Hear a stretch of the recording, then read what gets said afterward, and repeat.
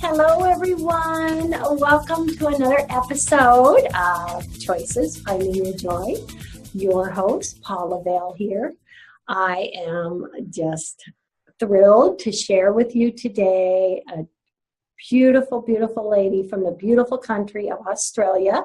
We have with us today Christie Pinto. She is a personal and business coach, author, healer. Oh, I just absolutely love her. And I am hoping that she's going to talk about her book today. I brought it. And after reading this great book, I call you an inspire artist. I was so inspired by your book. But first off, Christie, welcome to the show today. Thanks, Paula. It's an honor to have you interview me today. Oh, thank you. I'm so honored. Well, let's begin with a bit of your background and tell us what brought you to where you are today. What brought you to this path?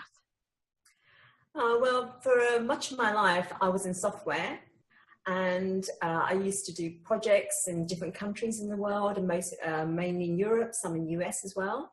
And I used to love that sort of job at the beginning. But after a time, I found that no matter what I did, it was never enough. I just felt myself going from one project to the other, and suddenly it started to all feel empty. And I started to experience burnout because of all the travel, the long hours. And something inside me said, there's got to be a different way to live. And what happened is I got to a point where I felt so empty, so dried out, like I had nothing left to give the world. And I started to actually feel quite depressed. And literally like I was being torn apart. And I thought, wow, this is a bit strange. I used to enjoy this. So I thought, well, maybe I just take a holiday.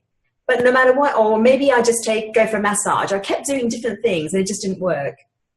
And then one day I had a chance conversation with somebody and said, well, what would you really like from the job? And I said, well, I really love speaking with people. I love listening to them during the projects. And I'd love to do more of that, listen to people, talk to people, then play with the software or do stuff with the software and sit for hours on end studying manuals and talking to the developers.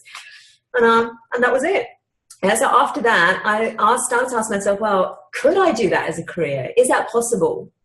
And, as you know, Paula, when you ask the right question, then you find the answers. Yes. And I heard about coaching, so I got a qualification in coaching. And I just did it part-time, just sort of dipping my toes in the water because software pays well.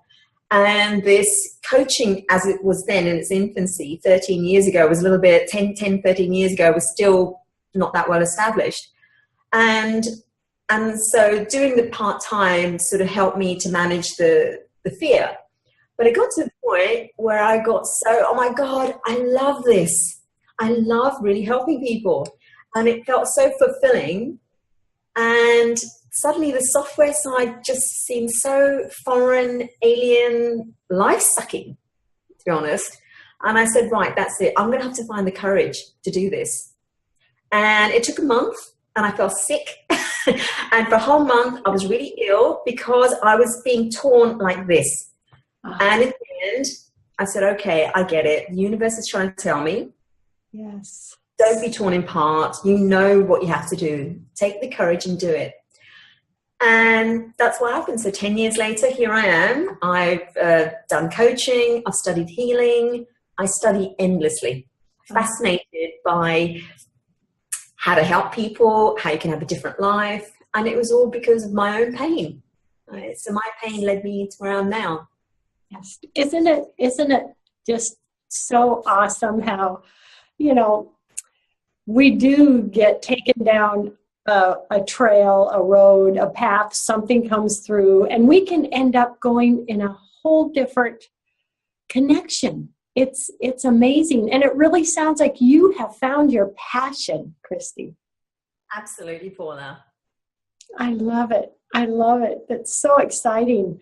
Well, let's start with a bit about what the work you do for others. Tell us about that, what that entails. Most of the people I work with are people that are professionals, and in my former industry, quite a number of them are in IT. And what it is that they, they're in their 30s or 40s, some are in their 50s as well. And they've been pretty successful in their lives in terms of they've built a solid career for themselves. They've got great finances. But what they all have in common, and I'm seeing more and more of this, Paula, is that they feel like there's something missing, right? So they come to me saying, look, I don't, I've got a good life, but I don't know, there's something not right. And you go, oh. And I thought, yes, I know that feeling because I was that person. So I'm in a great position to help that. So the first thing we start with is, what are you really passionate about? And quite often it is within their work, and they need to make an adjustment, a very minor adjustment maybe, to do more of the sort of things they love within their work.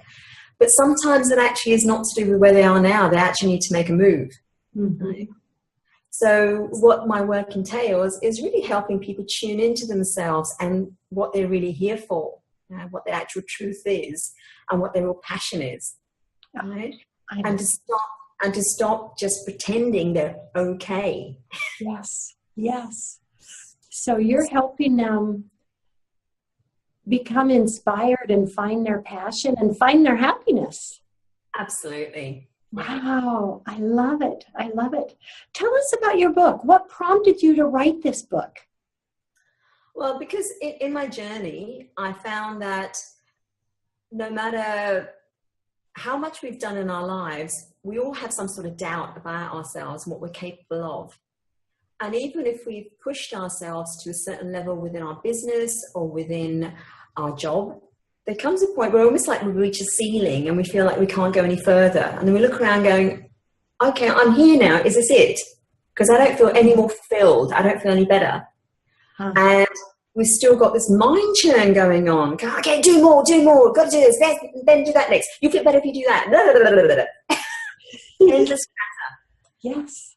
And I realized that the real problem is that people haven't actually gone into themselves and said, okay, well, what are my true gifts, and am I using them? Because what I found is that when you discover your true gifts and tap into your own personal power, you realize you have a whole lot of choices in where you are. And I wrote the book to inspire people to actually find, okay, that personal power they have to create whatever they want. Right? They don't have to stay in their environment. They don't have to keep going with that endless to-do list.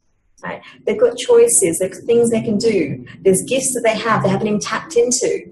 And when they use more of those gifts, they start to feel fulfilled. So the whole aim of it was to help people discover their power and then use their gifts more. Right? Yes. And I've had a lot of feedback from people since saying that they actually have felt inspired to say, wow, there's no ceiling. What am I really capable of? I've got so far, but wow, what more is there? And that was my whole aim. Yes. Yeah. And isn't it so fun when you get on that path of finding your passion and getting inspired? Oh my gosh, doors can open that you really had not even dreamed of. Absolutely. Yeah. Yeah. So, I mean, my clients, what they found is pretty much all of them without exception have experienced salary rises, roles that are more fulfilling for themselves. For my clients who run businesses, they're attracting more of the right sort of clients for them, and their finances have increased. So, I mean, it's not all about the finances. It's just that what I find is that when you follow your passion, when you actually tap into your gifts, your finances follow. Yes. Right? The finances follow. And the great thing is you get the finances and the fulfillment at the same time rather than only the finances. Yes. Yes. I love it. And I love the title of the book, Who Has Got Your Back? I love that. Talk a bit about that. Where did that come from? What made you choose that? Well, it was a friend of mine suggested it because I have had for most of my life issues with my spine. And when I was younger, probably I'm 50 now. So when I was in my 30s, I had an x-ray done and I was told that by the time I'm my age now, my spine would probably have to be fused because of different issues in the vertebra. Mm-hmm. And I was horrified. I was like, oh my goodness, how did this come about? What happened to my back? right? And I set off on a journey to say, okay, there must be something different than having to have my spine fused and go for endless appointments for the rest of my life to actually keep my back in a healthy state. So that journey sent people my way, people who told me about books, for example, Louise Hay. So Louise Hay, when I read her book about the spine and about what causes issues in certain parts of the body, I went, oh my God, it's not the spine I have to deal with. It's like, what was the original thing that caused that to happen to me? Yes. And at the age of 50, you can see yeah, I'm as flexible as I've ever been, and there's no danger of me having to have operations. So that's how the title of Who Has Got Your Back came about. Because one, it was to play on the word of my back. And the second was, when I started to actually delve into the source of the issues of my spine, it was all to do with lack of support, lack of love, lack of feeling that I mattered in the world, and so many other issues that popped up for me. And as I dissolved them, and as I dealt with them in different methods that I learned myself or with other people I worked with, I find that my spine got more and more flexible. I needed fewer and fewer appointments with therapists, and I started to have fewer issues, right? And then one day this friend of mine said to me, well, did you think about writing a book about all of that? So that was what it was. So Who Has Got Your Back is saying, well, who has got your back? Right? If you're having issues physically or emotionally in your life and you're feeling like you're alone and you can't see where this is going to end, well, hang on. Right? You've got everything you need inside you. That's what I discovered. I've discovered to heal my own spine. Yes, I could turn to therapists. The rest of the work was what I did to heal myself of what caused the issue in the first place. And I want to let other people know you have what you need to heal yourself physically, mentally, emotionally. Right? You need to take the time. So the tools that I created in the book are designed to help people do that. They're key life principles that help me to help myself. And they're common principles, Paula. I mean, I'm sure when you read the book, you'll have come across most of them. Right? But what I realized is people don't actually know how to apply those things in their life. So I created exercises within the book to help people apply that knowledge and that principle immediately, so they could immediately benefit from having made that discovery about themselves and about dissolving past issues. Yes, yes. Is there perhaps an exercise you'd like to share with the viewers today that are sitting there thinking, oh my gosh, this is so wonderful.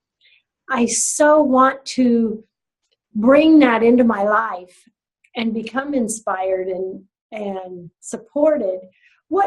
Is there something you could say to the viewers today, something they could do starting today, even if it's a little exercise, a thought? What would you say to the viewers out there? Yeah, well, one of the simplest things I know, but it can also be the hardest to remember to do, is creating stillness. Oh, I love it. Because as you know, if you're doing, which I was when I was in IT, I was that person doing, and no matter how much I did, I never felt satisfied, never felt fulfilled. My bank balance went up, but my health, my mental health, my emotional health went down. Right?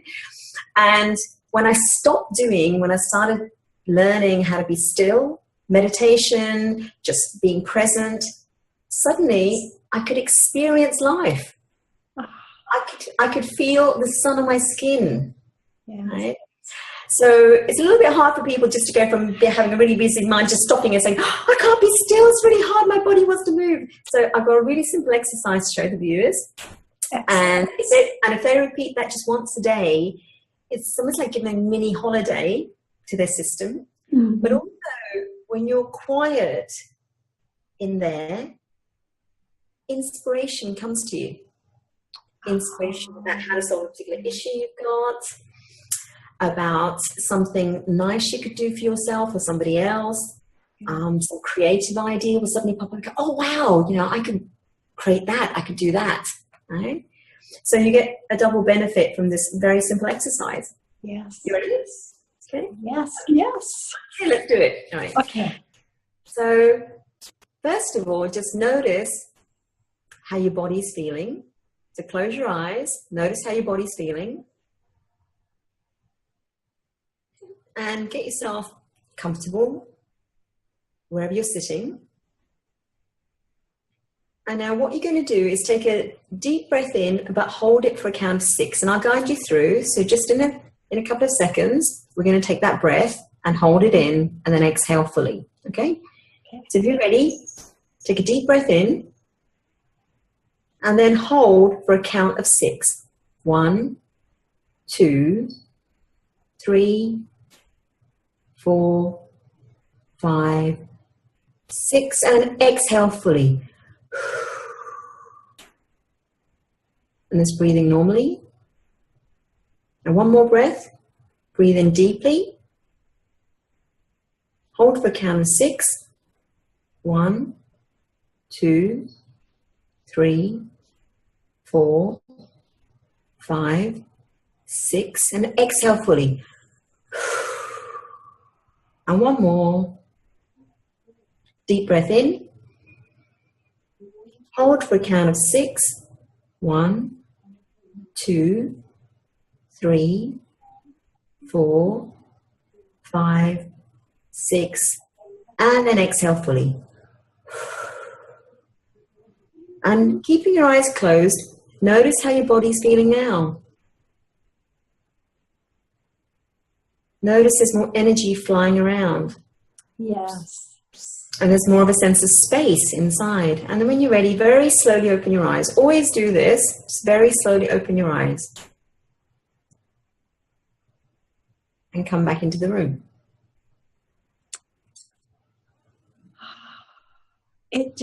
It totally changes the feel of the room and the energy around you. Yeah, exactly. And you suddenly don't feel the need to do and rush around. Mm-hmm. And you actually feel more in control of what's happening. Yes. You know you've got time and you've got space. Because it's so easy to get caught up with go, go, go, go. I can't stop for a minute. I have this or this or this or this. Yeah. And what a difference just taking a moment to have that stillness. Yeah, absolutely. Yeah. So I'm going to record that one for people. I've had so many people say, it's so easy when you do it. So I will record that and send you a recording for your listeners. Oh, thank you. Thank you. I love it. I love it. And we can actually put it on a little banner from my show page. So listeners can just click on that and get that. That'd be great. Yeah, and be present for whatever you're presenting next. Thank you. Yes. Yeah. Isn't it amazing what we can accomplish and the change we can make in our attitude, our health, everything just by being in the moment and where we focus our mind? Yeah, absolutely. Yeah. I mean, so many people ask me, how do you stay looking so young? Because they don't believe I'm 50. And I said to them, well, it's pretty much the way I conduct my life. I actually create moments of stillness for myself. Because as you know, when we're stressed, we develop wrinkles.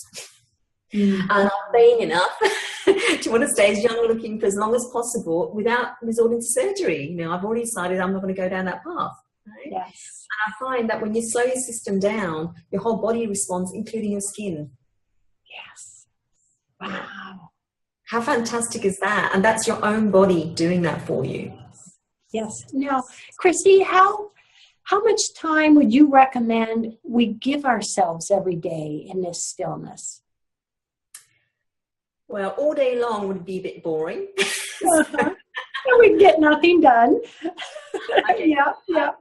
If I take an example of one of my busiest clients, she's in a role where she's responsible for a whole region. So it's like non-stop for her. So I recommend her 10 to 20 minutes a day of stillness. Okay. Ideally, she does it around lunchtime. But if for whatever reason she hasn't actually been able to because she's with other people, then she does it at the end of the day. And it just gives her system it stops it producing cortisol. As you know, it's just a stress hormone, Mm-hmm. and it quiets her mind, and it helps her get a more restful sleep. But if she does it during the day, instead of feeling like, oh my God, I've got this and I've got that, and the whole body's tensing, it allows her body just to relax. And it's like a mini holiday in the day. Yes. Right? So if people could, it'd be great if they could do 10, 20 minutes at lunchtime and 10, 20 minutes at night. But if they can't, at least just once a day, Yes. it can immense boost to their body. I love it. I love it. Oh, how fun. How fun. Yeah, and you feel, and pretty much all my clients where I've got them into that habit now, they've all said the same thing to me, right? And they're male, female, different age groups. As I said, a lot of my clients are between 30 to 50, probably 60, some of them now. And they've all said the same thing, that when they create moments of stillness where they can just go out in the fresh air, or they just let themselves relax, or they do that breathing, for 3 breaths or even longer, what they've all found is that they feel calmer, yet they get more done. They're actually more productive, but they can get more done without feeling that, got to get this done. They can do it with more flow, with more ease. Yes. And so 10, 20 minutes means their productivity increases without pushing. How beautiful is that? Yes. Wow, that's a powerful statement. Yes. Yeah. Yes. Yeah, we make life really difficult for ourselves through our constant push. Yes. We can get a lot done through being gentler and softer with ourselves. Oh, I love that message. I love that message. And I think it's easier for women to adopt than for guys. I have to do it a little bit differently with guys, but that's time for another show. So I can imagine. Yeah. For the girls, this works really well. Oh, I love it. I love it. Oh, any experiences or stories that would you like to share? Anything you've seen with this great work you're doing with helping others? Like an example you'd like to share with someone of a great story, of one of your coaching experiences? Yeah, actually, yes. So, going back to the whole idea of discovering your own personal power and your gift. Mm-hmm. So one of my clients a while ago, she'd been made redundant. And as it goes, she hadn't actually really enjoyed the job. Her heart wasn't in it. So we were in the process of trying to help her tune into what she really did want to do. Yes. And we found that she actually did want to stay in what she was doing. Right? So, which is procurement. So what happened is that I got her to say, okay, well, what is it you love about that work? And also to tune into her own skills and saying, okay, what are the gifts I've got? And sure enough, then she lost the job. She's like, oh my God, I know I wanted to get out of this, but I wasn't quite ready. And I said to her, well, what would happen if you tuned into the fact that you really love to stay in this type of work and you've got these great skills and just trusted that you could get the sort of work you really love, right? And a week later, she found the exact sort of job she wanted that required exactly the sort of skill she's got and was paying more. Oh, it was amazing. And she said, so she rang me up so excited, Christie, you won't believe this. I thought, I'm sure I will. But I do, yeah. It happened. I got the job I really wanted. I love that. I love that. And that trust and opening up. I know my oldest son a few years ago, his company was cutting back and he was laid off and he was all stressed out. And I said, honey, this is exciting. You're going to come into a job that you love even more. That's going to be even greater. And sure enough, next thing he knew, he had all these wonderful job offers for his skills. He's a chemist. And oh my gosh, it's all so much better. So really when things happen in life, really our focus and how we look at it can make a big difference. Yeah, absolutely. A door shutting can be another door opening. It's really exciting. Yeah, and that's one story, but I could really give you multiple stories of very similar lines where somebody thinks something has ended. Yeah. But how often things ended is something they weren't actually happy with. Yes. They really didn't want it, but in the moment that it changes, like they lose a client or they lose a job, they go, oh no, because the mind panics and says, oh no, this is dangerous. But really, what they don't realize is, as you said, another door is opening. Yes. Right? So that's one level of trust. The second level of trust really is in you. I mean, you've got all these gifts, you know, and you appreciate them and say, well, yeah, you know, well, I can do this, I can do that. It actually starts to give off a different vibe saying, I'm worthy, you know, I'm talented, I'm gifted. Yes. Right? And that naturally attracts saying, oh, you're talented and gifted. Let me offer you this. Yes. And so many people don't realize that they need to actually take an inventory of their own gifts, because we've all got them. We've all, yes, you read my mind. That's what I was just thinking. Yes, we all have gifts. And so many times, you know, we kind of don't tap into them, you know, because we get so focused on something else. And it's really great. Everyone, I would say, I'm not enough. It's not enough. My gifts aren't enough. And you go, well, hang on, since when? How did you get in life? How did you live this long? I love it. Oh. Well, gosh, Christie, the time has flown by. We have about 3 minutes left. Will you please share with everyone your website, how they can get a hold of you, and any last words that you'd like to say to everyone today? Okay. Thanks, Paula. So my website is www.crystalclearhorizons.com. And you can actually send me a message via my website, right, and have a little look and see what I do. My final message to you is, as women, too often, we actually are so busy trying to please, trying to look after everybody else, we forget to look after ourselves. Right? And we also forget how many gifts we've got. Mm-hmm. We don't have to keep doing and doing, right? Just by actually appreciating our gifts, appreciating ourselves, we can create an amazing life for ourselves. We don't have to keep doing and doing and keep proving ourselves over and over. We already are enough. Yes. Oh, I love it. Oh, Christie, you're just a joy, honey. You are just a joy. I'm so happy to have shared you with everyone today. My gosh. I really look forward to staying connected with you. Definitely. I'm excited. And everyone out there, thank you for joining us. Love, hugs, blessings. Christie, love, hugs, blessings to you. Thank you, Paula. Thanks for having me. Bye. Thank you.